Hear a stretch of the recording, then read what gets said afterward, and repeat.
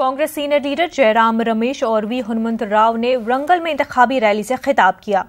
इस दौरान जयराम रमेश ने मुख्तलिफ मकामात पर अवाम से खिताब किया। उन्होंने कहा कि जिस मकसद के लिए अलहदा तेलंगाना का क़याम अमल में लाया था वो आज तक पूरा नहीं हुआ। केसीआर ने बंगारू तेलंगाना को कर्जों में डूबा तेलंगाना बना दिया।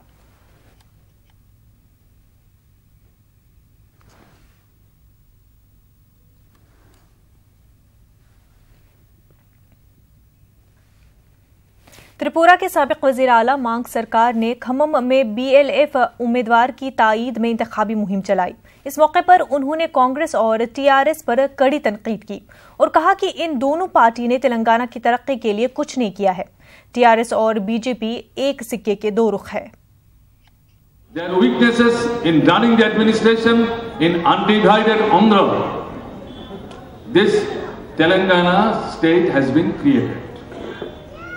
The people of Telangana, while they realized